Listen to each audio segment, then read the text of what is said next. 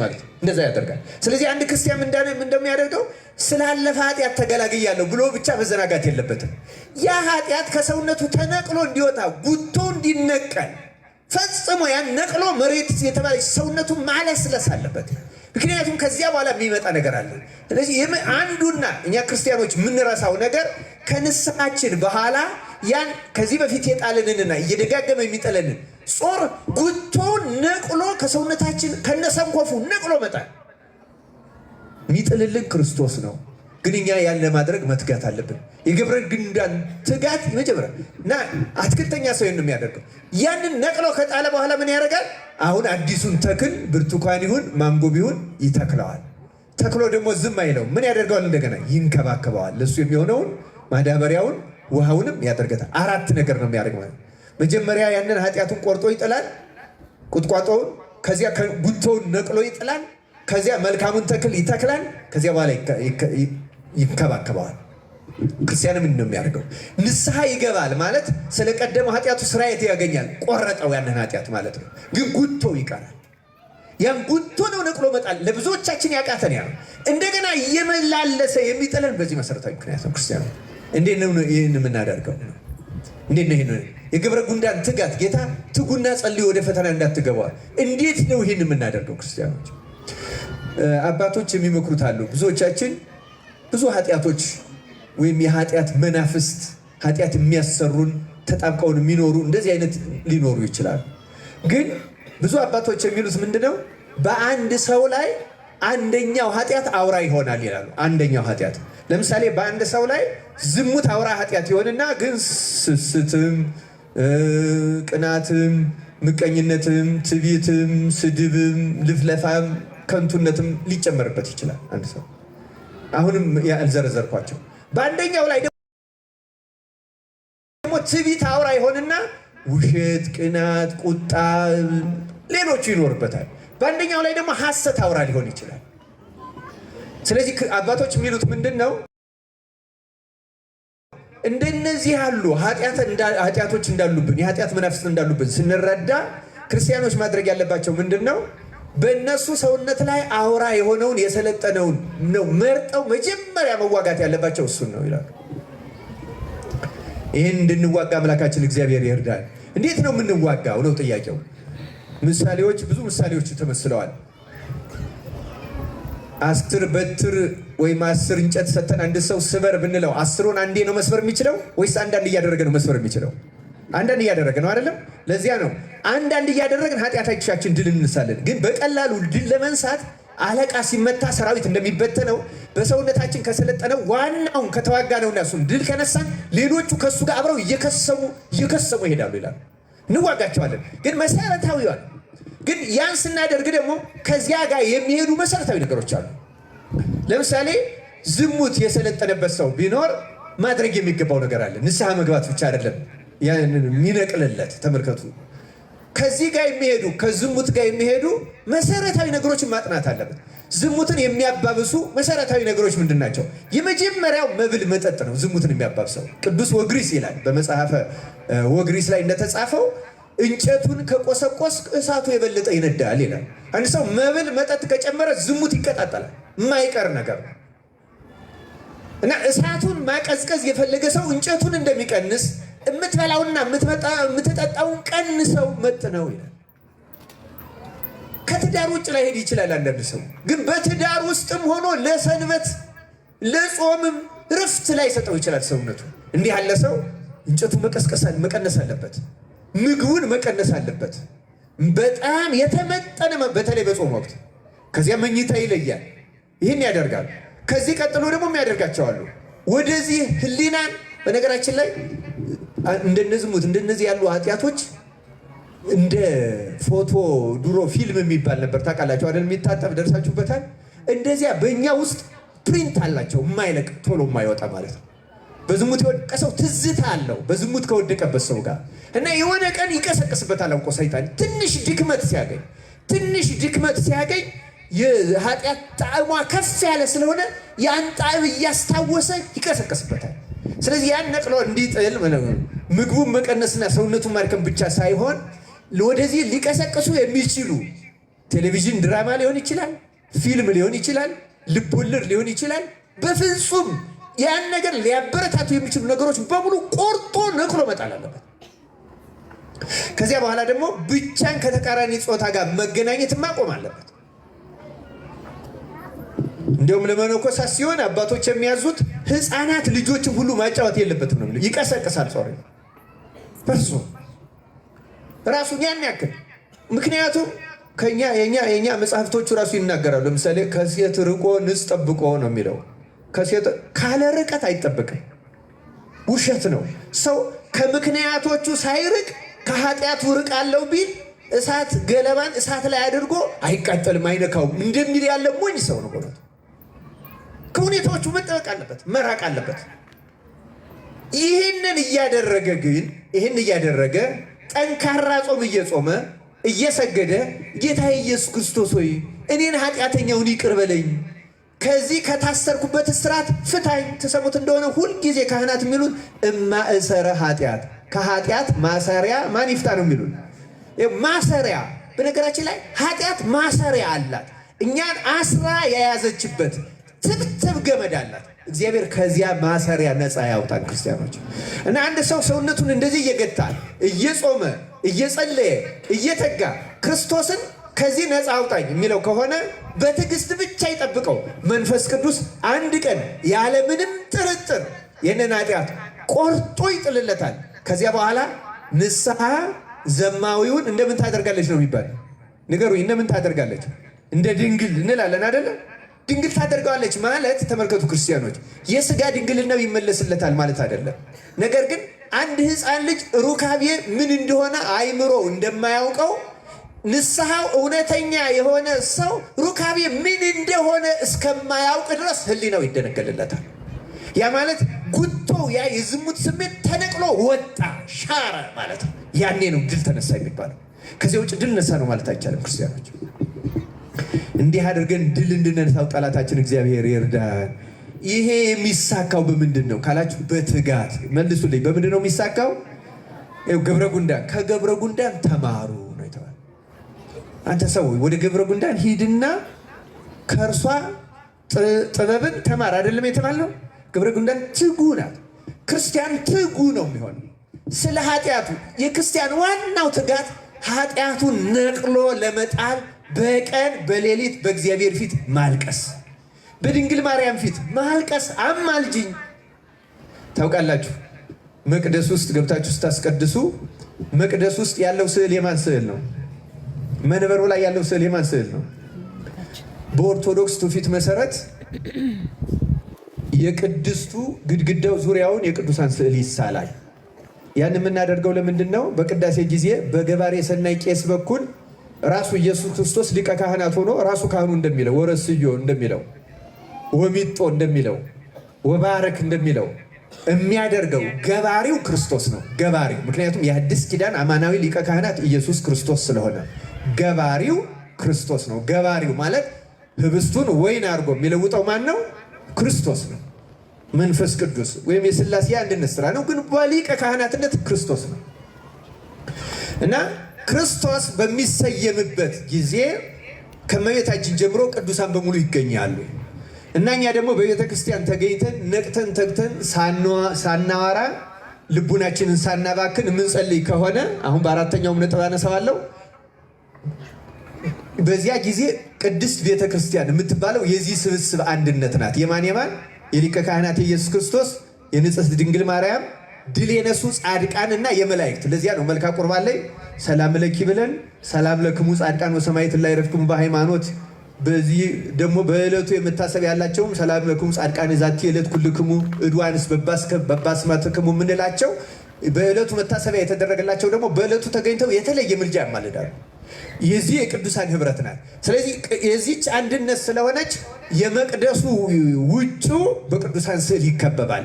ክርስትና የሕያዋን በዚህ ያለን የተነሳ ሕያዋን ኃጥአንና ድል የነሱ ጻድቃን የመላእክት ህብረት ናት። የመቅደሱ ዋናው ሳንቃ ቀኝና ግራ ላይ የቅዱስ ሚካኤልና የቅዱስ ገብርኤል ይቀረጻል። ከጥንት ጀምሮ ያለ ትውፊት ነው። ለምን?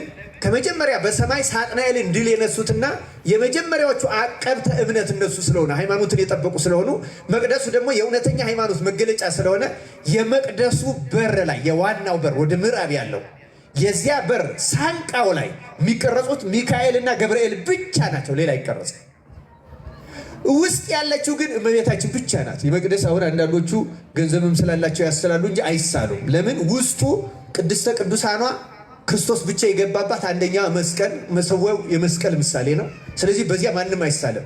እመቤታችን ግን ሁለተኛዋ ቅድስተ ቅዱሳን እሷ ናት። ከእርሷ ስለሆነ የሐዲስ ኪዳን ኪሩቤል ስለሆነች ብቻ ሳይሆን ከእሷ ነው የሆነው እና ጌታ አባ ሕርያቆስ እንዳለው ምስራቅንና ምዕራብን ሰሜንና ደቡብን አሻተተ እንዳንቺ ያለ አላገኘም ስለተባለ እመቤታችን በኦርቶዶክሳውያን አምልኮ ውስጥ የመጨረሻው መካከል የመቅደሱ መካከል የመሰዊያው ላይ ብቸኛ የምትቀመጠው እመቤታችን እሷን አይተህ ተመልክተህ ማረን ለማለት ነው። ማንን አይተህ ማረን ለማለት ነው? እሷ እኛ የሚታይ ምንም ነገር የለን፣ ምግባር የለን፣ ሃይማኖታችን ጎደሎ ብዙ ድካም ያለ፣ እሷን አይተህ ግን ማረን። በማንኛውም ጊዜ ክርስቲያኑ እሷን አይተህ ማረን በሉት። በእውነቱ እሷን አይቶ ይምረናል። እሷ ናት መመኪያችን ክርስቲያኖች። ይህን ይዞ መማፀን መትጋት ለአንድ ክርስቲያን እጅግ አስፈላጊ፣ በተለይ በአብይ ጾም ክርስቲያኖች ማታ ለምንድን ነው ሳንጸልይ የምንተኛው? በቴሌቪዥን ናላችሁ ዝውር እንዳለ መከራ እንዳያችሁ በስራ ስትደክሙ ውላችሁ ኑሮ ሲያስጨንቃችሁ ውላችሁ ትንሽ አይምሮን ሰብስቦ ሰው እንዴት ከእግዚአብሔር ጋር ሳይነጋገር ይተኛል? ክርስቲያኖች ትጋት፣ ያለ ትጋት አንድንም ክርስቲያኖች መዳን የምንችለው በትጋት ነው። እዩ ከገብረ ጉንዳን ተማሩ፣ ጠቢብ ሁኑ፣ ትጉ። አሁን ነው ማድረግ የምንችለው ክርስቲያኖች። እንዴት በአብይ ጾም ያልተሰበሰበ አዝመራ የነፍስ አዝመራ መቼ ይሰበሰባል?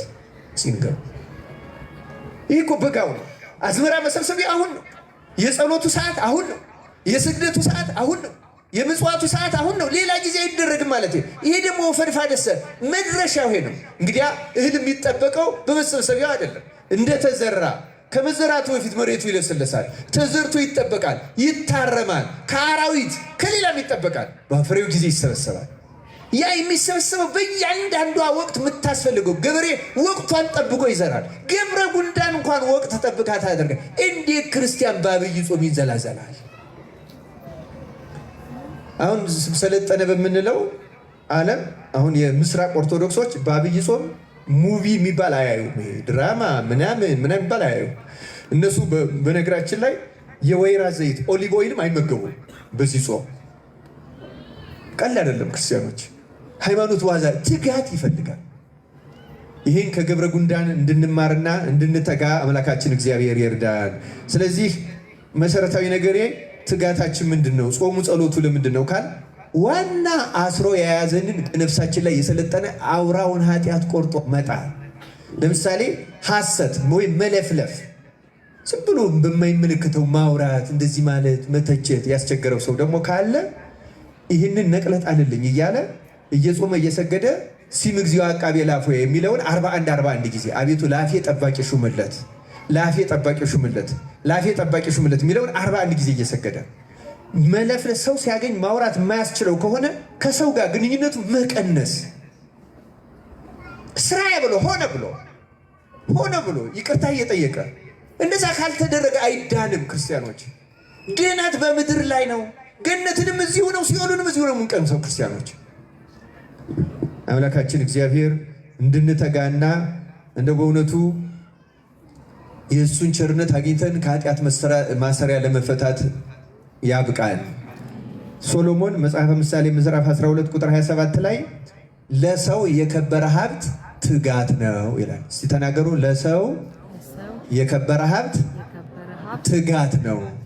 በቃ ሀብት ማለት ትጋት ነው። ክርስቲያኖች እውነት ለመናገር በምድራዊም ሀብት የተጋ ሰው ያገኛል፣ የሰራ ሰው ያገኛል። ማደጉ አይቀርም፣ መለወጡ አይቀርም። ትጋት ያለው ሰው ከኃጢአት ማሰሪያ መፈታቱ የማይቀር ነገር ነው። ትጋት ያለው ሰው ቅዱሳት መጻሕፍትን የሚሰማ እያነበበ ማታ አሁን ብናነብ ትንሽ በተለይ ማታ የሚመከረው ወንጌል ነው። ወንጌልን በተለይ ከማቴዎስ 5 ጀምሮ ያሉትን ብታነቧቸው እነዚህ መሰረታዊ ሕጎች እንደዚህ የሚሉት ይህን እኮ እኔ አልፈጸምኩትም ጌታ ሆይ ይቅር በለኝ፣ ይህንንም ተላልፌዋለሁ ይቅር በለኝ የሚል ሰው ትልቅ ንስሐ ነው የሚፈጽመው። እንደዚያ ብሎ ጸለየው ቢተኛ ተጸጽቶ ቢተኛ ሌሊቱ ሰላም ይሆንላል። ክፉዎች መናፍስትንም ያባራቸዋል፣ ድል ይነሳቸዋል። እንደዚህ ተግተን ተዋግተን ድል ለመንሳት አምላካችን እግዚአብሔር ይርዳን። ሌሎቹን አሳጥሬ እናገራለሁ። ጌታ እንግዲህ በነገው በደብረ ዘይቱ ትሰሙታላችሁ። ማንም የማይሰራባት ሰዓት ትመጣለች ይላል አይደለም? መትጋት ፈልገን ማንተጋበት መትጋት ማንችልበት ጊዜ ይመጣል። ክርስቲያኖች አሁን ጤና ሳለ፣ አሁን ጉልበት ሳለ፣ አሁን ሁሉ ነገር ሳለ ድካም ያለበት ሽማግሌ የሆነ በሽታ ያለበት ለራሱ የሚበቃ ትጋት መትጋት ይችላል። ምንም ይህን እናደርግ አምላካችን እግዚአብሔር ይርዳን። ሁለተኛዎቹ ጥቃቅን ፍጥረታት ውስጥ የተዘረዘሩት ሽኮኮዎች ናቸው። ሽኮኮዎች ያልበረቱ ናቸው ይላል። ያልበረቱ ህዝቦች ናቸው። እኛም ደግሞ እንደምታውቁት ክርስቲያኖች በጾም አልበረታንም፣ በጾም አልበረታን፣ ያልበረታን ነን አይደለንም? ብርቱዎች ነን ወይስ ደካሞች ነን? ደካሞች ነን፣ ያልበረቱ ሰዎች ነን። ይሄ የታወቀ ነገር ነው። ግን ምን አለ? ሽኮኮዎች ያልበረቱ ህዝቦች ናቸው አለና መኖሪያቸውን ግን በቋጥኝ አለት ውስጥ ያደርጋሉ አለ። ሽኮኮ በጣም ትንሽ ናት። ማንኛውም ቀበሮውም፣ ተኩላውም፣ አንበሳው ብቻ አይደለም፣ ይሄ ትንንሹ ሁሉ መጥቶ ይዞ ሊበላት ይችላል። ግን ቋጥኝ አለት ውስጥ ከገባች በኋላ ቋጥኝ አለቱን ሰብሮ ሊደፍራት የሚችል አለ? የለም። ስለዚህ እኛ ደካሞች መሆናችን በእውነቱ ጠላታችንን ላለማሸነፍ ምክንያት አይሆንም። እኛም ደግሞ እንዲህ የምንጠጋበት አለት አለ። ያ አለት ማን ነው? ቅዱስ ጳውሎስ አንደኛ ቆሮንቶስ ምዕራፍ 10 ቁጥር 4 ላይ ሁሉም ይከተላቸው ከነበረው ከዚህ አለት ጠጥተዋል፣ ያም አለት ክርስቶስ ነበረ ይላል። ያም አለት ማን ነበረ? ስለዚህ ተመልከቱ፣ መፍቀሬ ጥበብ ሰሎሞን የሚለን እኛ ሰዎች ደካሞች ነን፣ ያልበረታንን።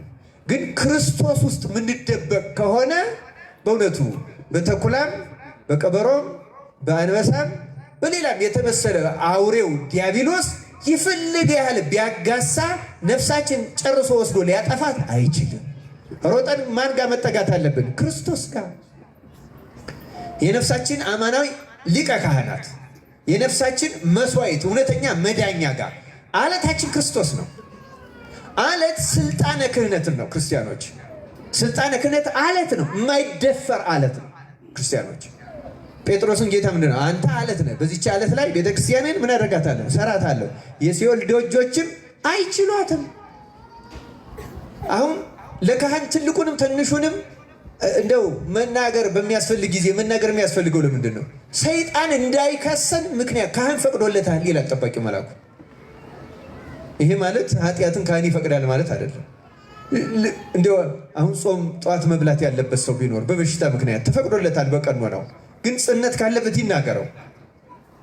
ሌላ በጣም የሚያስቸግረን ማድረግ የነበረብን ግን ለምሳሌ አንዳንድ ሰው ሰውነቱም ደህና ሆኖ ጾም የማይችል ሰው አለን አይደለም? እንደዚህ አይነት ሰዎች እርግጥ ጾምን የሚሻለው መልመድ ነው። ምክንያቱም ያለ ጾም የመዳን ተስፋም የለም እውነት ለመናገር። ምክንያቱም መሰረታዊ ኃጢአቶችን ለመንቀል እንደ ጾም ያለ መድኃኒት ስለሌለ፣ ጾም አባቶች እንደሚሉት የዛገ ብረትን ዝገቱን ለማስለቀቅ አንጥረኞች ብረቱን ምን ውስጥ ነው የሚጨምሩት? እሳት ውስጥ ጨምሮታል አይደለም?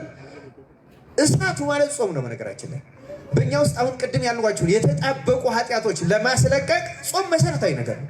ልክ ነፍስ የጋለ ብረት ከዚያ በኋላ በመዶሻ ነካ ነካ ነካ ሲያደርጉት እርግፍ እያለ ዝገቱ እንደሚወድቀው ካህን ያን የጸሎተ ንስሐን ሲደግምልን ይቅር በለን ሲል ኃጢአት እርግፍ እያለ ነው የሚወድቀው። መጾም በጣም መድኃኒት እና ለጥቂት ጊዜ ልንብረከረክ እንችላለን። ግን ጥሩ ለካህን ከተናገርክ ደግሞ ይመራሃል ካህን። ልክ ሐኪም ቀስ እያለ ያለማመደ እንደሚያድነው ካህንም እንደዚያ ነው የሚያደርገው። እስከ 4 ሰዓት ፈቅጄልሃለሁ፣ ግን 4 ሰዓት ላይ አንዲት ኩርማን እንጀራ ብቻ ብላ። 4 ሰዓት ሲፈቀድልህ ደግሞ አንድ እንጀራ መብላት የለብህም። ደግሞ ቆይቶ መብላት ይቻላል። እውነቴን ነው። በዚያ ሰዓት ተፈቅዶልሃል ማለት ሆድ እስኪሞላ መብላት አለብህ ማለት አይደለም። አቃተው ነፍሱን ሰውነቱን ለማስታገስ ያህል ብቻ ይብላ፣ ይፈቀድለታል። ከዚያ በኋላ ደግሞ ከዚያች እየቀነሰ ያችን ሰዓት ያስተዋዋል። ካህኑ እየገፋ ወደ 6 ሰዓት ያደርሰዋል፣ እየገፋ ወደ 7 ሰዓት ያደርሰዋል። ከዚያ በኋላ የጸጋ እግዚአብሔር ራሱ እየተጨመረ እያጸናን ሰው በእንጀራ ብቻ አይኖርም ወደሚለው ኃይል እንመጣለን። እና ክርስቲያኖች ጾም በጣም መሰረታዊ አስፈላጊ ነገር፣ ግን ዋናው መጠጊያችን ስልጣነ ክህነት ነው። ሽኮኮውን እያብራራው ነው። ሽኮኮች መኖሪያቸውን ቋጥኝ አለት ካህኑ ጋር ስትጠጋ፣ በፈቃደ ካህን ስትመራ፣ በእውነተኛ ሐኪምህ ስትታከም ትድናለህ። ሰይጣንን ድል ትነሳዋለህ። አምላካችን እግዚአብሔር በክርስቶስ ላይ አብዝተን ለመመካት ወደ እርሱ ለመጠጋት እና እሱ ሊቀ ካህናት ሆኖ እሱ በሰጣት አማናዊት ክህነት ስር ተጠልለን ለመዳን ያብቃል። ሽኮኮ እኛ ያልበረታን ሰዎች ነን።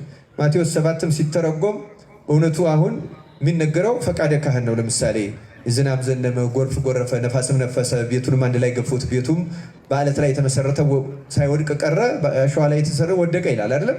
በአለት ላይ የተመሰረተ በፈቃደ ካህን ላይ። ለምን አሁን መንፈሳዊ ነገር ስትጀምሩ ከኃጢአት ልትላቀቁ ስትታገሉ ሰይጣን አውቆ ብልሃት ነው የሚያመጣባችሁ።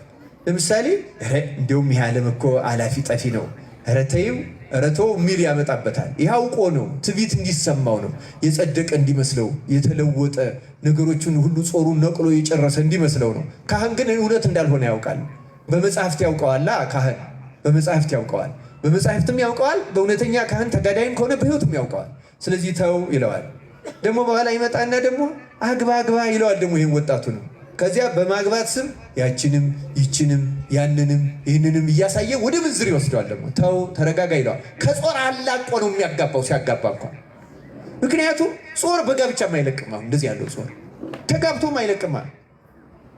ፈቃደ ካህን ስልጣነ ካህን ግን ሰይጣንን መትሮ ለመጣል ልክ ያቺ አለት ውስጥ ስትገባ አውሬው ተጸጽቶ እንደሚሄደው አቷት ምንም ሳያደርግ እንደሚሄደው ሰይጣን ምንም ሳያገኝ እንዲሄድ የሚያደርገው ስልጣነ ክህነት ነው። እንደዚህ ስናነሳ ደግሞ እንደወራ አንዳንድ ካህናት እንደዚህ ያሉ እንደዚህ የሚያስቸግሩን የምትሉ ሰዎች አላችሁ። ሁልጊዜም ቢሆን ስልጣነ ክህነትንና ካህኑን መለያየት በጣም አስፈላጊ ነው። ቅዱስ ዮሐንስ አፈወርቅ እንዲህ ይላል፣ ይህን በተመለከተ ሲናገር ይህን ራሱን ችሎ መማር አስፈላጊ ነው። እግዚአብሔር ይላል ኢየሱስ ክርስቶስ ሁሉም ካህናት የክርስቶስ አይደሉም፣ በሁሉም ካህናት ግን ይሰራል ይላል። ሁሉም ካህናት የክርስቶስ አይደሉም ማለት ክህነታቸውን አልጠብቅ ብለው ንብረትነታቸው የሰይጣን የሆኑ ይኖራሉ። በስልጣኑ ግን ይሰራል ክርስቶስ። በስልጣኑ ምን ያደርጋል? መልሱልኝ። ይሰራል። ክርስቲያኖች ራሱ ጾር ሲሆን ደግሞ ይተዋል። ይዛ ጊዜ ይተዋል፣ ወደሚበልጠውም ይኬዳል። እንዳስፈላጊነቱ ስርዓት ባለው መንገድም እሱ ራሱ እንዲድንም ይከሰሳል። የሚከሰሰው እንዲዋረድ፣ እንዲጠላ፣ እንዲሰደብ አይደለም፣ እንዲድንም ጭምር ነው። በሊቀ ጳጳስ ይከሰሳል፣ ቀኖና ይሰጠዋል፣ ይዳኛል። ካልሆነ ስልጣኑ ይቀማል። ያ ስርዓት አለው፣ መንገድ አለው። ስለዚህ አይደለም ግን ይህን ምክንያት አድርጎ ሰይጣን ከስልጣነ ክህነት አይከልክላችሁ ክርስቲያኖች። በደካማና በሰነፍ ግብሩን ባላወቀ በዚያ ምክንያት። ስለዚህ ሽኮኮዎች የዚህ ምሳሌዎች ናቸው።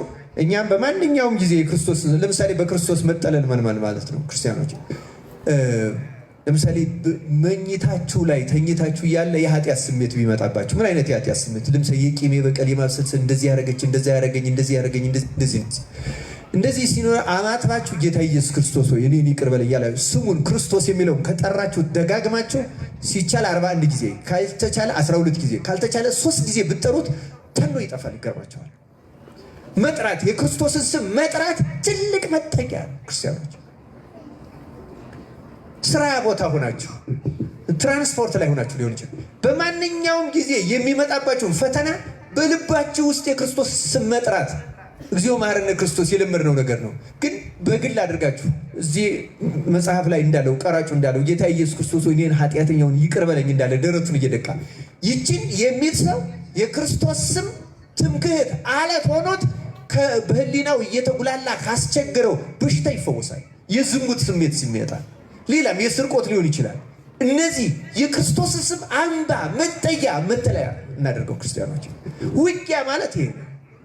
እንዲህ ስናደርግ ፈተናችንን እያቀለል ነው፣ ድል እየነሳን ከዛ በኋላ መቼስ አንዳንድ አቅም የሌለው ሰው አንድ ነገር ሲሆን ወንድሙን ወይ አባቱን እንደሚጠራው ማለት ነው አይደለም?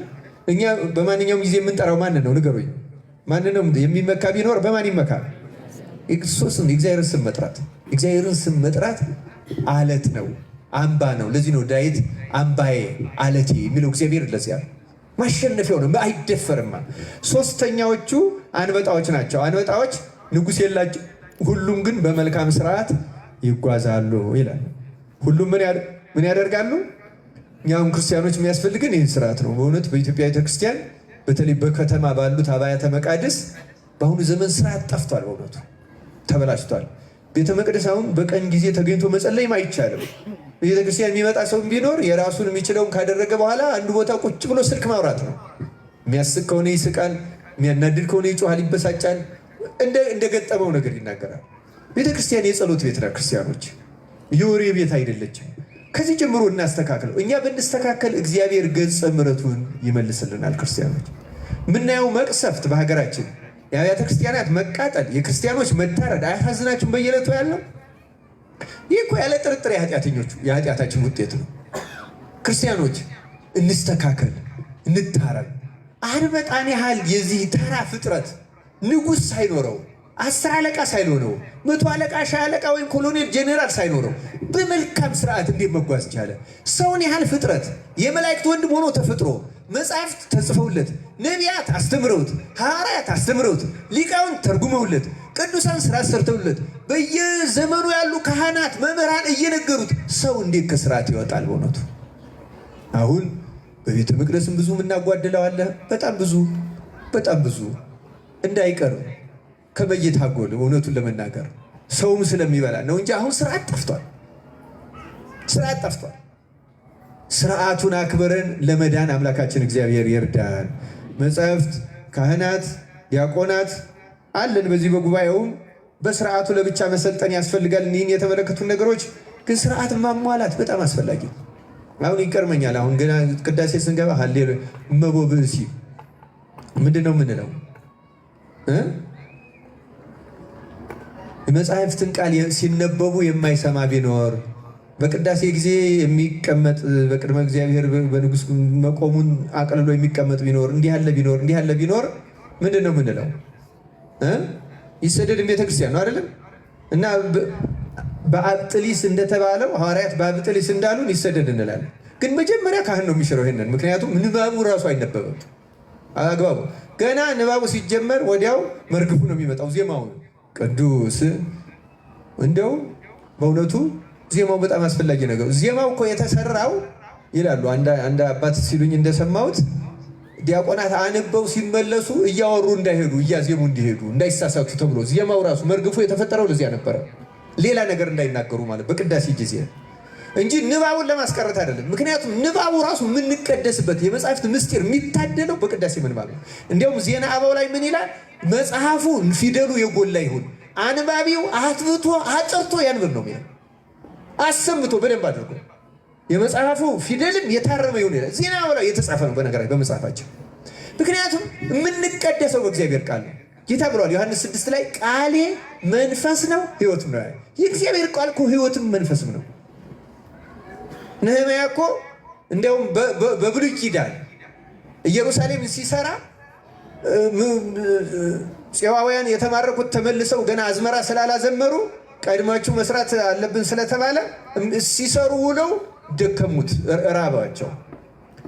ቁጭ አደረገና ኦሪቱን ሲያነብላቸው እንደበሉ ኃይል አግኝተው ተነስተው መስራታቸውን ቀጠሉ ይላል። ለሚያምን ኦሪት እንኳን የእንጀራ ያህል ጉልበት ትሰጥ ነበር። እንኳን ወንጌል የክርስቶስ ቃል ክርስቲያን እንኳን የአዲስ አበባ መስማት መጠንቀቅ። እንደ ቅዳሴ ያለ የመጨረሻ ጸሎት የለም። በእኛ ቤተክርስቲያን ደግሞ እንደ ቅዳሴ ያለ የተናቀ የለም። ምክንያቱም ያቋቋሙ መምህር በሙያው አቋቋም ስለሚበልጥ ይሄ ሰሞነኛ ነው የሚለው ሲንቅም፣ የድጓው መምህር እንደዚያ ይላል፣ የቅኔው እንደዚያ ይላል። ተሸፋፍኖ ደክሞ ሌሊቱን ሲቆም አድሮ ሲደክም አድሮ ተጎድቶ ይሄዳል። እውነት ለመናገር ባለመማር ባለማወቅ ምክንያት ከክርስቶስ ጋር እንዴት ሰው ይወጣል? አሁን የኛ የመጽሐፍት መምህራን በውዳሴ ማርያም በሐሙስ ውዳሴ ማርያም ትርጓሜ ላይ ያስገቡት የነዚህ ሳያስቀድሱ የሚወጡትን አገልጋዮች ማለት ነው። ከሌሊቱ ከቁመቱ ቀንሰው ቅዳሴው ድካም አለ፣ የታወቀ ነገር ነው። የመርጌቶቹ ድካም ቀላል አይደለም። ግን ደግሞ ከዚያ ቢቀንሱ ይሻላቸዋል። ቅዳሴውን ከሚቀንሱ የቁመቱን ሰዓት መቀነስ ይሻላል። እውነት ለመናገር ማሰሪያው እሱ ነው። ሰው እንጨቱ እንኳን ሰብስቦ ካላሰረው ተበታትኖ ነው የሚወድቀው። እና ቅዳሴው መሰረታዊ የመጨረሻ ከቅዳሴ በኋላ አሁን አውደ ምሕረት መተን እናስተምራለን። በነገራችን ላይ አሁን ያ በስራ ክልክል ነው። ግን አሁን የሚደረገው ለምንድን ነው? ሰው ሌላ ጊዜ መጥቶ ስለማይማር ማለት ነው። እንጂ ስርዓቱ ዋዜማ የሚባለው የኛ የቅዱስ ያሬድ መቼም ከፍ ያለ ዜማ እግዚአብሔር ገልጾለት በዚህ አድርገን ነው እንጂ አሁን ግብጾችም ሌሎችም ያደርጉታል። ዋዜማ ማለት አሁን ለእሑድ በእኛ ሀገር እንግዲህ አፄ ዘርዓ ያዕቆብ ብቻ ይመስለኛል የሞከረው። ህዝብ ተሰብስቦ ማታ ቁጭ ብሎ መማር አለበት። በኢትዮጵያ ግን እንዳሁኑ ከተማ ስላልነበረ ገጠርም ስለሆነ ወንዞችም ስላሉ ተሰብስቦ መጥቶ ተምሮ አምሽቶ ሄዶ ሊመጣ አይችልም ሰው በእውነቱ። ያም ነው አንዱ የበደለው እንጂ ዋዜማ ማለት ምዕመናን ይገኛሉ፣ ጸሎት ይጸለያል በደንብ። አሁን ማህሌትም ባይቆም ልክ እንደ ተፈስዮ ማርያም እንደ መልካ ስዕል እንደ ምናምን ያለው ጸሎት ማታ ነው የሚጨርሱት። አሁን ግብጾች እስከ ምሽቱ አረሳ ነው የሚጨርሱት። ከዚያ በኋላ አይበላም። እውነቱን ለመናገር በጊዜ ይቀመሳል። ለቁርባን ነው የሚዘጋጁት። እሑድ በነግ ቀደም ብሎ ይመጣል፣ ቅዳሴ ይቀደሳል፣ ይቆረባል። ክርስቶስ ተሰይሟል። ክርስቶስ ከተሰየመ እሱ ሊቀ ካህናት ሆኖ ምስጢራትን ከለወጠ ከዚያ በኋላ ትምህርት የለም። ወንጌል ላይ የታዘዘች ናት በስርዓት እሷም ከምንባባቱ በኋላ። ምክንያቱም ምንባባቱ ለማንጻት ነው የሚነበቡ፣ ቆራቢዎቹንም ለማዘጋጀት አጠቃሎ ወደ ቁርባን የሚያዘጋጅ አጭር ትምህርት ሰጥቶ አንጽቶ አጥቦ ማተም ማለት ነው በስጋው። ከስጋው ደግሞ በኋላ ምንም የለም። አሁን እኛ ስርዓት ጣሳችሁ ላለመባል አድንኑን እናዘገያታለን እንጂ ስርዓት አይደለም። ትምህርት በዋዜማ ነው ማለቅ ያለበት፣ እኛ ስርዓት ብናውቅ ማለት ነው። ከዚያ በኋላ በተለይ እቱ በሰላም ከተባለ በኋላ በቤተ ክርስቲያን ህዝብ ሰብስቦ የሚጸልይ ካህን ቢኖር ስልጣኑ ይሻር ነው የሚለው። ምክንያቱም ከክርስቶስ ሊቀ ካህን በላይ ራሱን አግኗላ። እሱ ከተሰየመባት ቅዳሴ በላይ አንድ ነገር ማድረግ አይችልም። በተቀደሰበት መቅደስም አሁን ሁለት ቤተ መቅደስ በአንድ ግቢ ውስጥ ይሰራሉ በሌሎች ሀገሮች። ያ የሚሰራበት ምክንያት አሁን ሰለጠነ ዘመን ሆነና ፋብሪካ አድረው የሚመጡ ለቅዳሴ ደርሳሉ። ክርስቲያን ከሆነ ደግሞ እሑድ ማስቀደስ አለበት፣ አይቀርም። እንደኛ ዝም ብሎ ሲፈልግ መምጣት ሲፈልግ መቅረት የለም። ነፍስ አባቱም ይቆጣጠራል። ሲሪየስ ነው። ስለዚህ ምን ያደረጉ እነ ሩሲያ እነ ግብፅ ሁለት ቤተ መቅደስ ያደርጋሉ። ግብጾች እንኳን በመንበር የሚያደርጉታል። ሩሲያዎች ግን በፍጹም አያደርጉትም። ጠዋት በ12 በነግ ተኝተው ላደሩ ይቀድሱላቸዋል። ፋብሪካ ላደረው ደግሞ ቤቱ ገብቶ ልብስ ቀይሮ ገላውን ታጥቦ ከቻለ 1 ሰዓት 2 ሰዓት እንቅልፉን አስታክሶ 4 ሰዓት ላይ ይደርሳል። 4 ሰዓት በሌላ መቅደስ ቅዳሴ ይገባል። ምክንያቱም ሰንበት ሳያስቀድስ አይውልም ሰው። እንዴት ይውላል ክርስቲያን ሆኖ? እንዴት ክርስቲያን ሆኖ ሳያስቀድስ? አሁን ግብጾች የእስላም ሀገር ስለሆኑ እሑድ የስራ ሀገር ነው በእነሱ። ስለዚህ ቀኖናቸው ሲኖዶስ ተሰብስቦ ስራ ለዋሉት ማታ ቀድሳለሁ እንጂ ሰንበትን ሳልቀድስ አላሳድርም ብለው እሑድ ማታ የሚቀድስላቸዋል። ይገርማቸዋል። ምክንያቱም ክርስቲያን ሆኖ እሑድ ካላስቀደሰ መቼ ያስቀድሳል? እዚያ ድረስ የወሰዳቸው ህዝቡን ለማዳን ነው። ክርስቲያኖች ስርዓት እንደዛ ነው የሚደረግ። ሰውን ማዳን ነው ዓላማው፣ ማዳን ብቻ ነው። ሌላ ዓላማ የላትም ቤተክርስቲያን።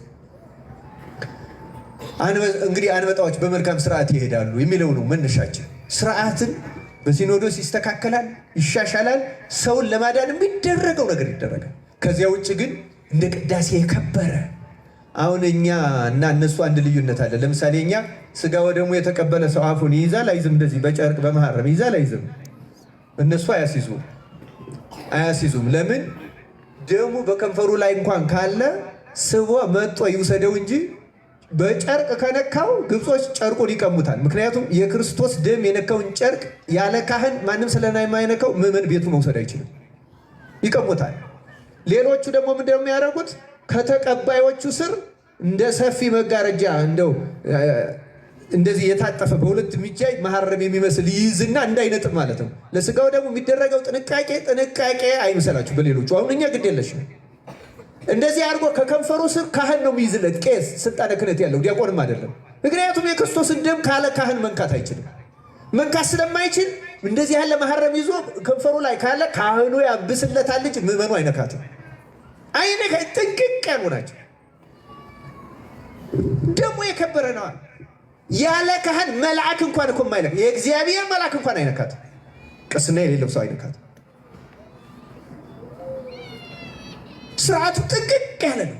ቤተክርስቲያን የከበረች ናት። ክርስቲያን የክርስቶስ ቤት ናት፣ አካሉ ናት፣ ሙሽራው ናት። በዚች ቤተክርስቲያን ውስጥ እንደፈለጉ ማውራት መንቀሳቀስ ነውር ነው፣ ክልክል ነው። ክርስቲያን ስርዓት ውስጥ መግባት አለብን። የወንዱ የሴቱ መውጫ መግቢያውን ማደበላለቅ የለብን። ይህ ዘመናዊነት ሊበረዘው አይገባም። ድነትን ሊሻሽለው የሚችል ምንም ነገር የለም። ክርስቲያኑ ቅዳሴን ማክበር መጠንቀቅ አለብን። ካህናት ለአመችነቱ ብለው ሌሊት መግባት የለባቸው። እውነት ለመናገር ይህም ስርዓት የጣሰ ነው። ቆራቢ ከበዛ በሁለት በሶስት መንበር መቀደስ፣ 6-7 ካህን ማሰለፍ፣ ካልሆነም ደግሞ ወየው ቆርቦልን ነው ቆመንስ ብንውል ምን ነው ቆመን በዋል ቆራቢው በዝቶ ያደለው እንደዚህ ዜና ማርቆስ ፀሐይ አቁሞ ያቆርብ ነበር። በእውነቱ ፀሐይን ኢያሱ በገባው ነው ዜና ማርቆስ ገድለኛው እንደዚህ ሞረት ሸዋ ፀሐይን ገዝተው አቆርበዋል። አልበቃ ብሏቸው መሽቶ ፀሐይ እስኪጠልቅ ክርስቲያኖች በዚህ ምክንያት መዋከብ የለብንም። ከቅዳሴ የሚበልጥ ሌላውን ግን ማሳጠርና ማስተካከል ይቻላል። መርጌቶቹ መመካከር፣ በዚህ ሰዓት እንቆመው፣ ይህንን በለው። ምክንያቱም ዋናው እግዚአብሔር ብዛቱን አይደለም የሚሰማው ጥራቱን ነው፣ ንጽህናውን ነው የሚሰማው። እውነቱን ለመናገር አስተካክሎ ማድረግ ይቻላል። በእውነቱ ቅዳሴው ላይ ግን ድርድር መኖር የለበትም። እሱ ነው የሚሰየምበት። ምናፍረው እኛንም ምንቀጣው እኛ።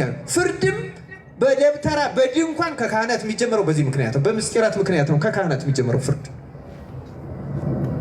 ስርዓት ያስፈልጋል ክርስቲያኖች።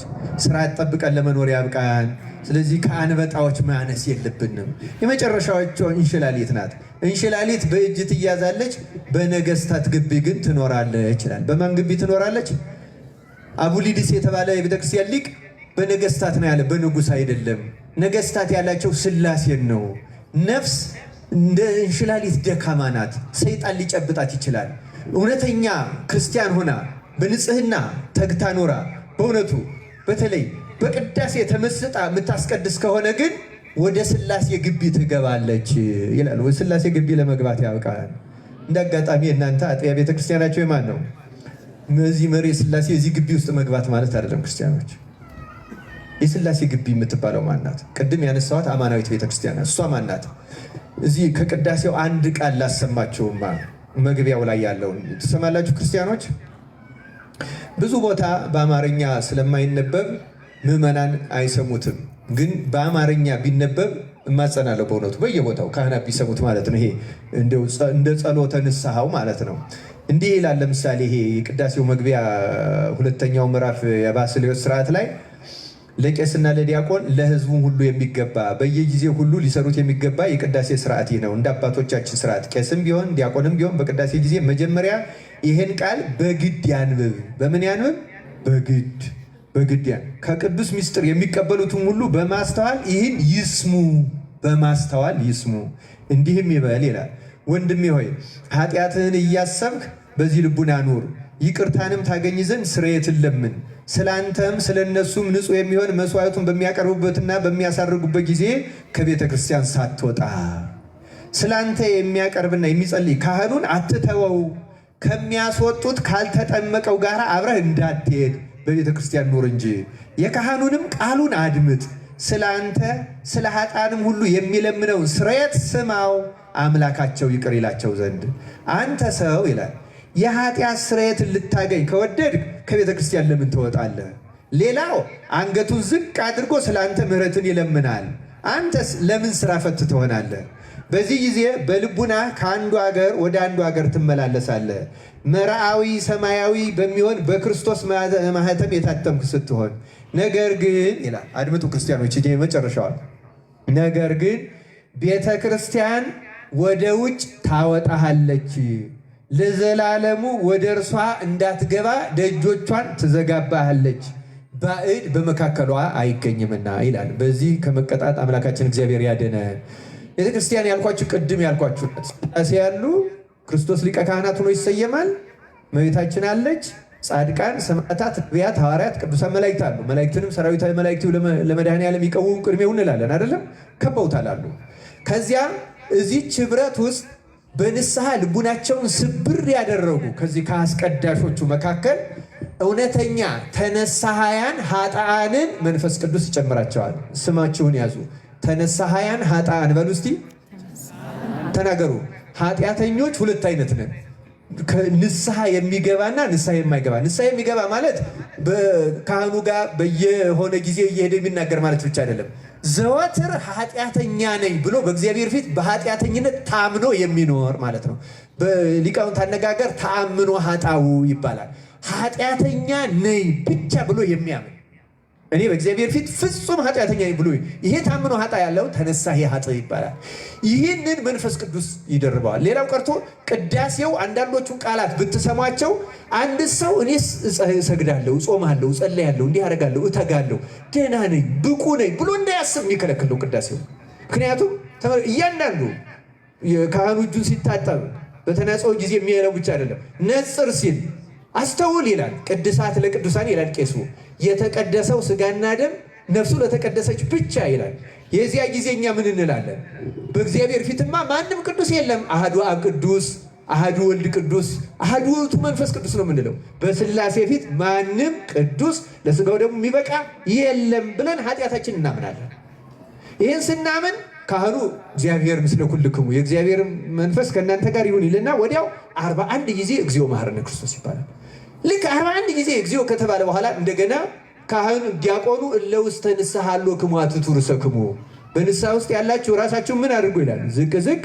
አሁን ካህኑ ወደ ህዝቡ ይዞርና አቤቱ ጌታ ሆይ በንስሐ ውስጥ ያሉትን ቀደመ በደላቸውን ይቅር ብለህ ወደ ንስሐቸው ተመልከት፣ ኃጢአታቸውን አስተስርይላቸው እንዲህ እያለ ወደ ቅድስት ቤተክርስቲያን ጨምራቸው አንድ አድርጋቸው ይላል። ወደ ቅድስት ቤተክርስቲያን ምን አድርጋቸው? አያችሁ፣ ተነሳሃያን ኃጣንን በዚያ ቅጽበት መንፈስ ቅዱስ ወደዚያ ህብረት ወደ ሥላሴ ግቢ መግባት የተባለው ይሄ። ወደዚያ አስቀዳሽም ቀዳሽም እዚህ ውስጥ ላይገባ ይችላል።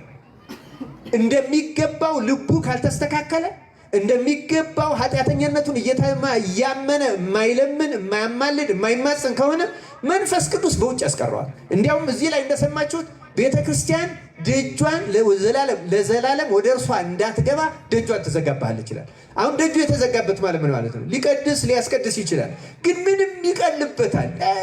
ልማድ ብቻ ይሆንበታል። አይፈራ፣ ልቡ አይደነግጥ፣ እግዚአብሔር ያለ አይመስለው። ምንም አሁን መቅደሱን ሁሉ መነጋገሪያ እንዳደረግ ነው ማለት ነው። ይሄ መደንደን ይባላል። ይህ ቤተክርስቲያን ስትዘጋብን ነው። ልቡናችን ሲዘጋ አውጥታ ስትጥለን መንፈስ ቅዱስ አልቀበለን ሲል ምንም ቀልድ ነው ለኛ። እግዚአብሔር እንደዚህ ከመሆን በቸርነቱ ይጠብቃል። ይኸው እንሽላሊት በነገስታት ግቢት ነው። ሰው ትህትና ካለው እንደ እንሽላሊት ደካማ እንኳ ቢሆን ሥላሴ ወደ ግቢያቸው ያስገቡታል። ወደዚህ የቅዱሳን ህብረት ይደምሩታል። የደነደነ በልማድ የሚወጣ የሚገባ አውቀዋለሁ ምናምን የሚታበየውን ደግሞ ቤተክርስቲያን ደጇን ትዘጋበታለች፣ ምንም ከምስጢር። ስለዚህ አፍያዥ፣ ቀልደኛ፣ ቧልተኛ ሆኖ ይቀራል። ዝም ብሎ በሚያይቀልደው ይቀልዳል፣ በማይሳቀው ይስቃል። ያወቀ የጠነቀቀ ነው የሚመስለው። ይሄ ግን መንፈስ ቅዱስ የዘጋበት ነው። እንደዚህ ከመሆን አምላካችን እግዚአብሔር ይጠብቃል። የተወደዳችሁ የእግዚአብሔር ቤተሰቦች ከነዚህ ጥቃቅን ፍጥረታት ተማሩ ነው የሚለን እግዚአብሔር ቃል። ከነዚህ ተምረን እንደሚገባን በገብረ ጉንዳኗ እንደምትተጋው በጾም ወቅት ተግተን ቃል እግዚአብሔርን ሰምተን ነፍሳችንን አስመክረን ከእግዚአብሔር ጋር ለመታረቅ ያብቃን። ይህን ከንቱነት አሁን ይሄ ስላቁ ምናምኑ ከንቱነት ይባላል። በብዛት የምናውቀው እኛ ከንቱ ውዳሴን ነው። ቅድም ከዘረዘርኳቸው ዋና ኃጢአቶች አንዱ ከንቱነት ነው። ከንቱነት የመለፍለፍ፣ የመሳቅ፣ የሚያፌዝ ይሄ ከንቱነት ይባላል። ልክ እንደ ዝሙት እኩል የሚያረክስ ኃጢአት ነው። ክርስቲያኖች ፌዘኝነት በአሁኑ ጊዜ በኛ እንዲያውም አሁንማ ፌዘኛን ፈሊጠኛ ሁሉ የሚል ስም ሰጥተውታል። በግዕዝ ፈለጠ ማለት ለየ ማለት ነው። ፈሊጥ ማለት ጽድቅና ኃጢአት ክፉና በጎ ለመለየት መንፈስ ቅዱስ ጸጋ የሰጠው ሰው ነው እንጂ ፈሊጥ ላይ ደርሷል የሚባለው ማንም ሰው አነጋገር ስላራቀቀ ፈሊጠኛ ይባላል። እሱ አፍያዥ ነው የሚባለው። በጣም ትልቅ ጸጋ ነው። ለፈሊጥ የበቃ ይላል መጽሐፍ ቅዱስ። ለፈሊጥ የበቃ ማለት ለጸጋ መንፈስ ቅዱስ የበቃ ብቻ ነው። ፈሊጥ ማለት እኮ ርኩስ መንፈስና ቅዱስ መንፈስን ይለያል። ለስጋው ደግሞ የበቃውንና ያልበቃውን ይለያል። ፈለጠ እኮ ለየ ነው፣ ለመለየት የበቃ የሚደረገውን የማይደረገውን ለማወቅ ለመለየት የበቃ እንጂ በውር ድንብሱ የሚሄድና ዝም ብሎ ነገር እያራቀቀ ሰው ሲያስቅ የሚውል ፈሊጠኛ አይደለም። እሱ ከንቱነት ከሚባለው ከስምንቱ ዋና ዋና ኃጢአቶች አንዱ የሰለጠነበት በዚያ መንፈስ የታሰረ ነው። አምላካችን እግዚአብሔር ከእንደዚህ ያለው ደዌ ይፈውሰን፣ ይቆየን። ወስብሐት ለእግዚአብሔር።